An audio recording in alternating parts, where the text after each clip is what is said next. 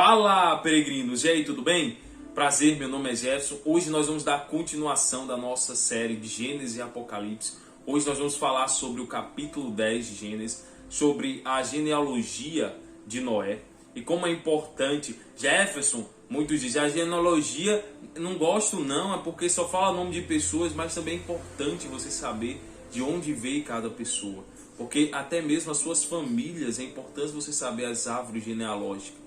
Porque muitas vezes abre portas que você nem poderia imaginar.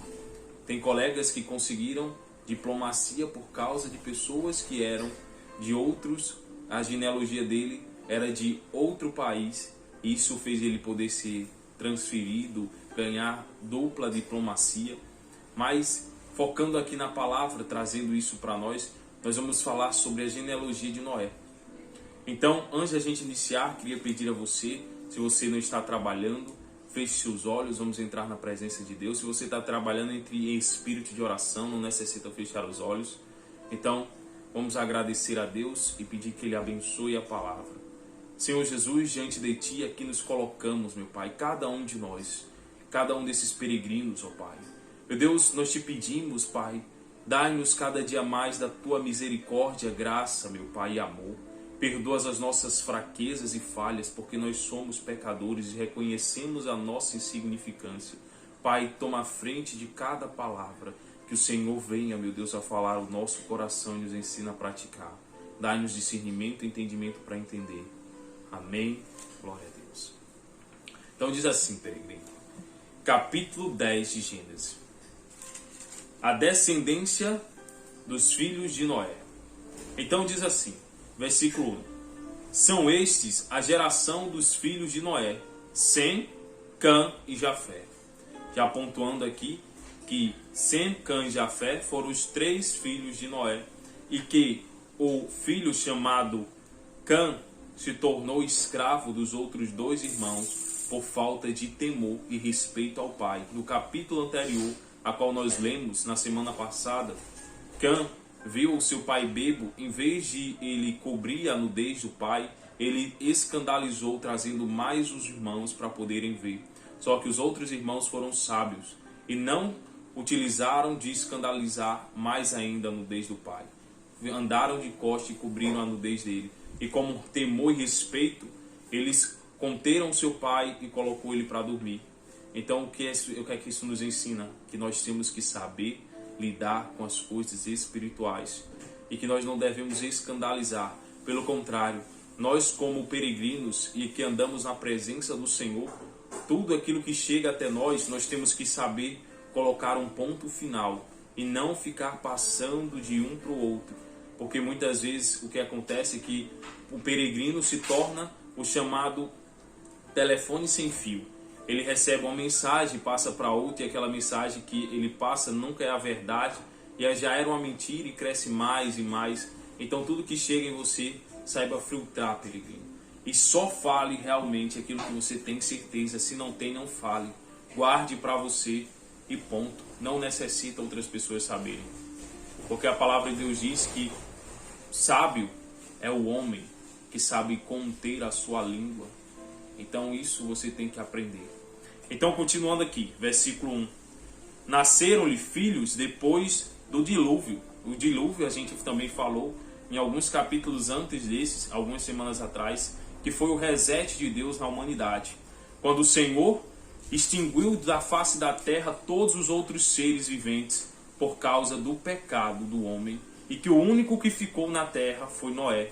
Pela graça e misericórdia ele alcançou a sua libertação e salvação daquele reset. E por ele obedecer a Deus, também a sua família alcançou essa misericórdia. Porque a bênção que cai sobre um homem de Deus expande para outras pessoas que estão ao seu derredor, que é ao redor dele, né? Então, seguindo aqui, versículo 2. Os filhos de Jafé são Gomer, Magog, Maldai, Javã, Tubal, Meseque e Tiras. Os filhos de Jafé, eu já disse. Agora os filhos de Gomer são Askenac, Rifat e Tomagarma. Os de Javá são Elisá, Tarsis, Quitim e Dondanim. Estes repartiram entre si as ilhas das nações na sua terra, cada qual segundo a sua língua, segundo a sua família em sua nação.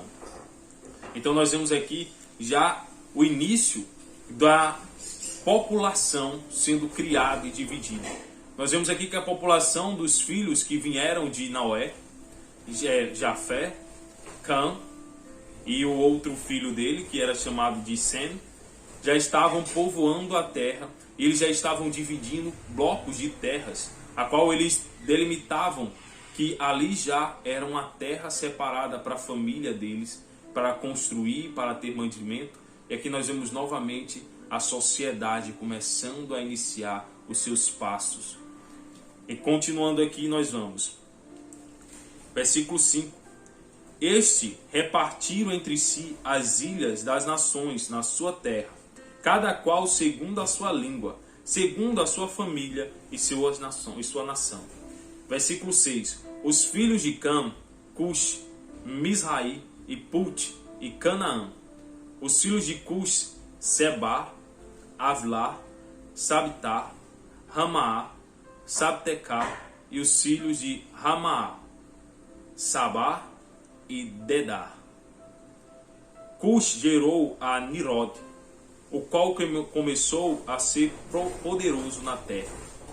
Então olha aí, Cush gerou Nirod, a qual começou a ser poderoso na terra. Nirod, ele já, quando nasceu, cresceu, ele já teve aqui, a Bíblia nos diz, que ele teve uma posição de poder. Poder, então, no sentido de que ele tornou a governar sobre outros, não somente sobre a sua nação. Então, continuando aqui, versículo 9. Foi valente caçador diante do Senhor. Daí dizem-se como Nirod, poderoso caçador diante do Senhor. Jefferson.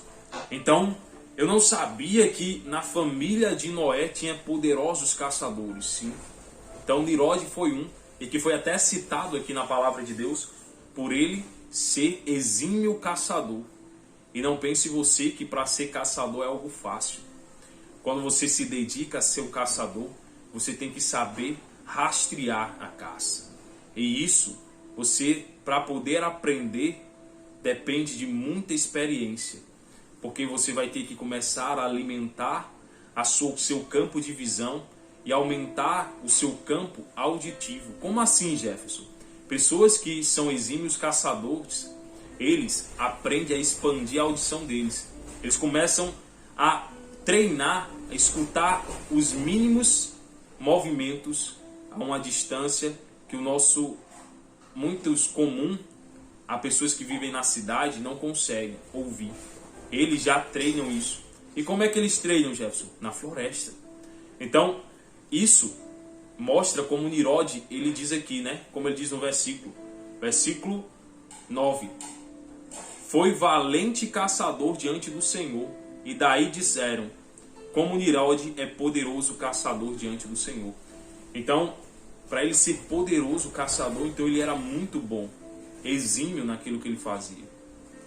Outra coisa tática que vocês têm que entender, pessoal, quando você se torna caçador, além da sua audição tem que ser muito boa, você tem que ter um senso de visão muito aguçada, para poder ver os mínimos detalhes. Jefferson O peregrino pode estar pensando assim, eu não sabia que precisava disso. Sim, exímios caçadores, eles conseguem detectar patas, pisões, quebras de galhos, onde se você estiver passando, você vai dizer, Jefferson, não passou nada por aqui, não, só estou vendo um mato, só estou vendo galho, só estou vendo água. E um exímio caçador, ele consegue detectar os mínimos rastros de um ser quando passa, porque ele começa a ver os detalhes.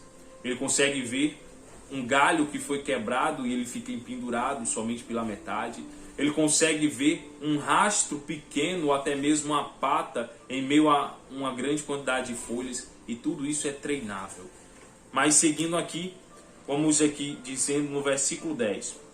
O princípio do seu reino foi Babel. Então o princípio do reino dele foi Babel, Ereque, Acade e Cané na terra de Siná. Daquela terra saiu ele para a Síria e edificou Nínive, Reobote e Calá. Jefferson, eu conheço Nínive, sim. Então, ele foi um dos criadores da cidade de Nínive. Então, por isso que é importante vocês saberem a genealogia dos filhos daqueles que vieram de homens que tiveram promessas, porque cada um tiveram compromisso e algumas missões a serem cumpridas nessa terra. Então ele construiu aqui a cidade de Nínive. E a cidade de Nínive já vai ser citada muito bem na história de Joel. Jefferson não sabia que fazia conexão. Sim, tudo tem conexão, pessoal. Nada nesse mundo acontece por acaso. Tem gente que diz assim, eu vivo na sorte. Pessoal, existe a chamada soberania de Deus. E existe a vontade e graça do Senhor. E a permissão, né? Que Deus ele entrega a cada um de nós. Então não existe esse negócio de sorte. Existe a permissão de Deus. Se Deus ele permitir que a sua vida se transforme do dia para a noite, isso acontecerá. Mas caso ele não permita também, não acontecerá. E você pode trabalhar e se esforçar para transformar isso, porque você tem um livre-arbítrio para poder construir aquilo que você recebeu. Você não foi constituído assim como o Senhor, nós somos constituídos semelhantes a Ele, nós temos o poder de criação. Só a única diferença é que nós temos o poder de criação dentro de um receptáculo físico. Nós temos que todos os dias degladiarmos e brigarmos contra a nossa própria carne, que quer que a gente viva prisioneiro e que não alcance a consciência da santificação e da caminhada com Deus. Então, o nosso ser sempre fica ali, degladiando entre si. Dentro de nós é como se tivesse dois seres. Aquele a qual sempre busca fazer as coisas que não agradam ao Senhor, e temos aquele que está sempre disposto a fazer a vontade de Deus e manifestar a glória dele aqui nessa terra. Só que muitas vezes o ser humano ele só alimenta aquele que quer fazer a vontade da carne e que peca contra Deus. E uma coisa que vocês entendam aqui, que eu vou deixar bem claro, peregrinos. O ser humano, quando ele não tem Deus, ele não tem limites. Jefferson, ele não tem limites, sim. Quanto o homem ele é entregue à carne, ele pode fazer qualquer coisa que for necessário e aquilo que ele queira. E eu vou te dar exemplos. Hitler foi um grande exterminador do povo judeu. Por quê? Porque ele não tinha Deus. Então, ele matava como forma de esporte, como forma de pesquisa, como forma somente de massacre. Então, não existe isso, pessoal. Enquanto o ser humano não encontra Deus, ele está desenfreadamente levado a pecar. E você não acha que ele para por aí. Não, o ser humano, se ele tiver a oportunidade, ele faz o pior. E o pior, algumas pessoas que ainda param, porque conhecem um pouco sobre o que é Deus e o que não é. Então elas têm um pouco de consciência, e isso para. Mas se ela não vive através da consciência, ela não tem limite. Jefferson, então significa que se eu viver no pecado, eu posso fazer qualquer coisa tamanha como Hitler? Sim. Se você viver somente pela carne, o pecado ele vai sim te levar cada vez mais fundo. Porque cada vez que o pecado ele é consumido e ele é exposto ao mundo, você se distancia de Deus. E o que é que o pecado ele quer? Ele quer impedir que você alcance a sua consciência, a sua chama divina que tem dentro de você. Então, entendendo isso, quanto mais a sua carne conseguir fazer você pecar, mais ela vai te distanciar do seu alvo. Então, isso é o que ela quer. Jefferson, tem como impedir a carne? Infelizmente, você não tem como tirar ela de existir, mas tem como você alimentar o seu espírito. E aí sim, ele vai se manifestar e vai controlar a carne, vai botar ela no seu devido lugar quando você alimenta. E como é que eu alimento o meu espírito? Através da palavra, através de oração, através de jejum. Tudo isso se dedicando ao Senhor. E quando você se dedica a Deus, isso o Senhor te entrega. O alimento que assim como Jesus falou quando ele foi pedir água para beber no poço de... acho que foi no poço de Jacó. Se eu posso ser que eu esteja errado. Mas Jesus ele foi fazer o pedido. Uma moça prostituta que estava indo tirar água, ele disse: dai-me de beber. E ela disse: como você, sendo judeu, me pede para dar de beber você, eu sendo de outro povo? Aí o Senhor disse: se você soubesse aquele a quem te pede beber, você não somente me daria água, mas me pediria água. Aí ela disse: como é que pode você me dizer que eu pediria água a você se você não tem nem água para tirar do poço? Aí o Senhor disse: é porque a minha água é viva e ela brota para a eternidade. Então, Jefferson, o que é que você quer dizer com isso?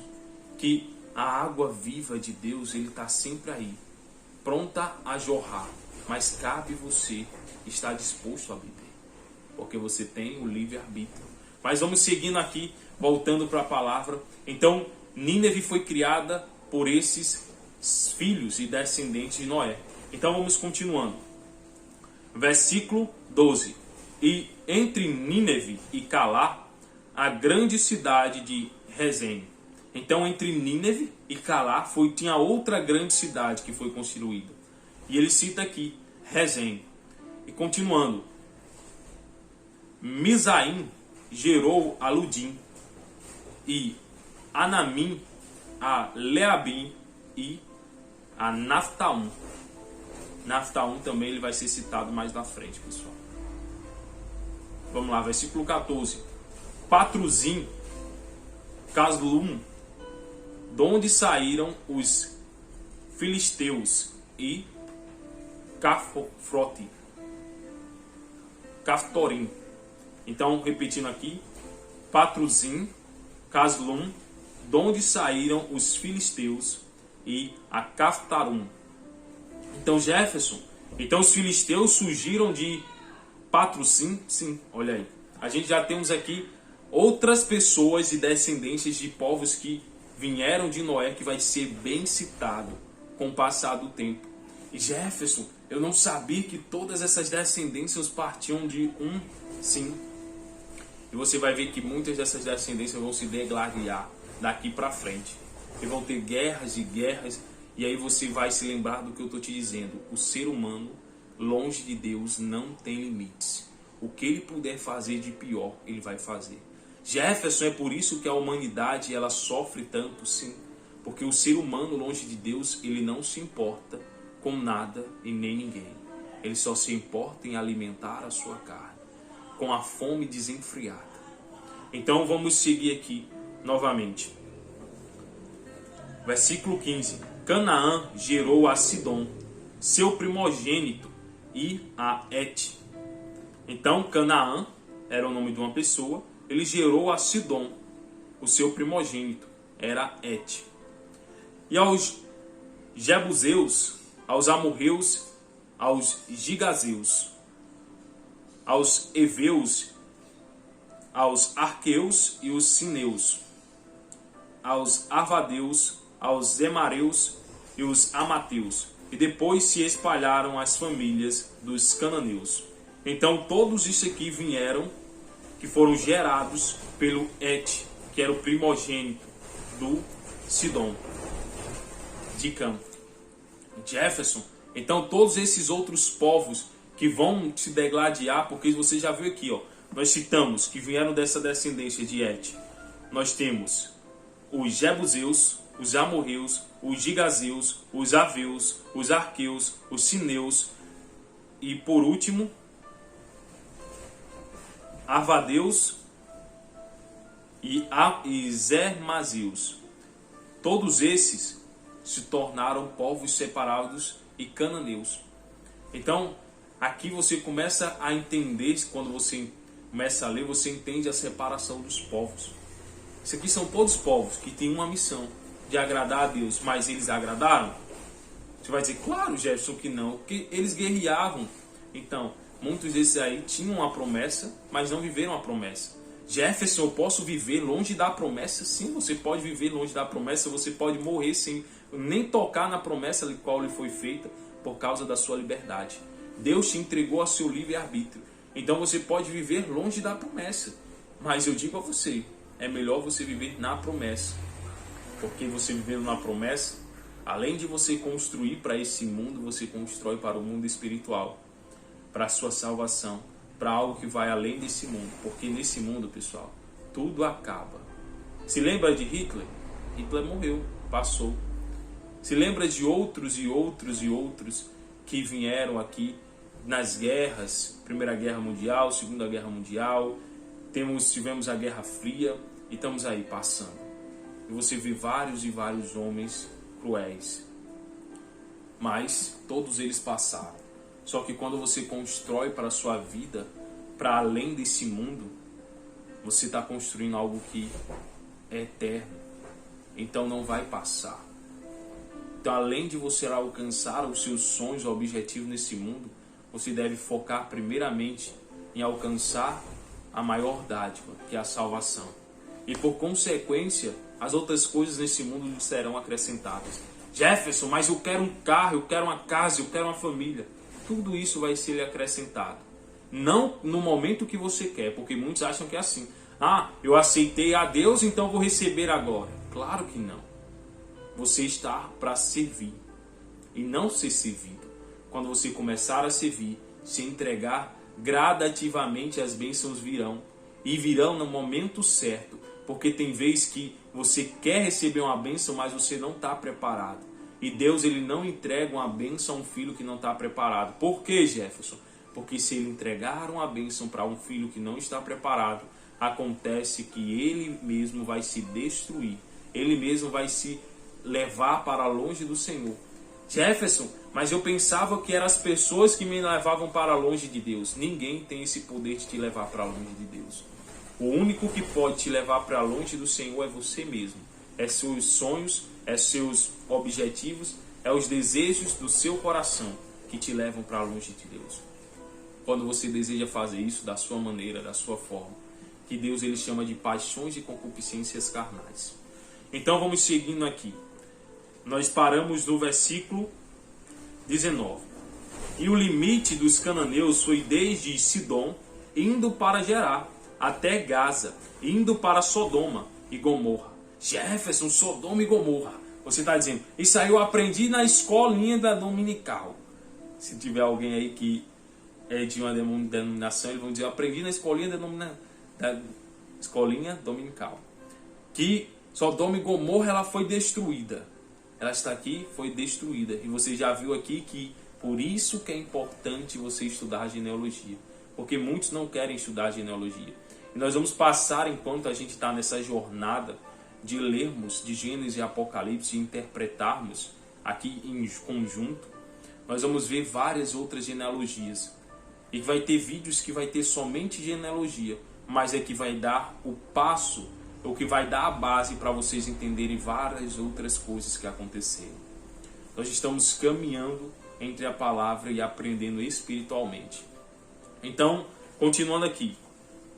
Até Gaza, indo para Sodoma e Gomorra, Admar, Zeboim, até Lazar.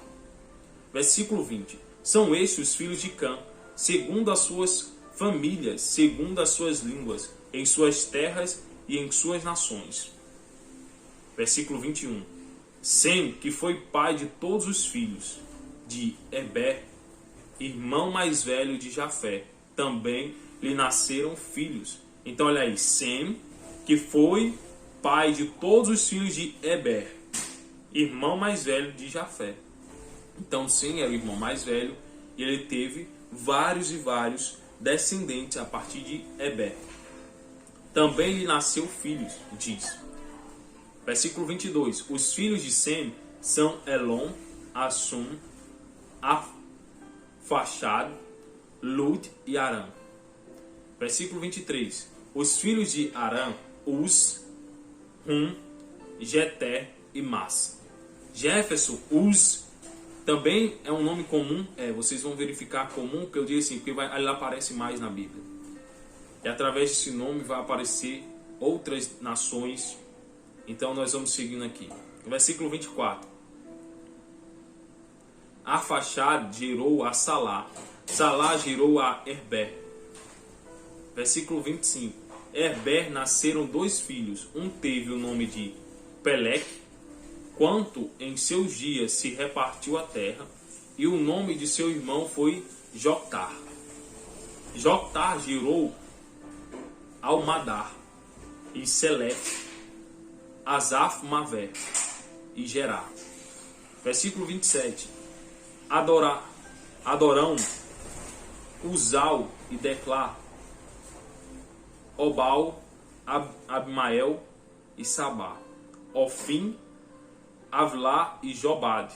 Todos esses foram filhos de Joctã. E habitaram desde Missá, indo para Cefá, montanha do Oriente.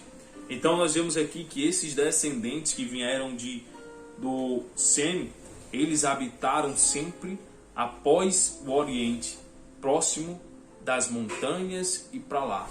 Então nós já temos aqui uma norteação onde cada filho dos 3 de Noé ficaram. O primeiro, um dos filhos principais, Jafé, ficou em ilhas.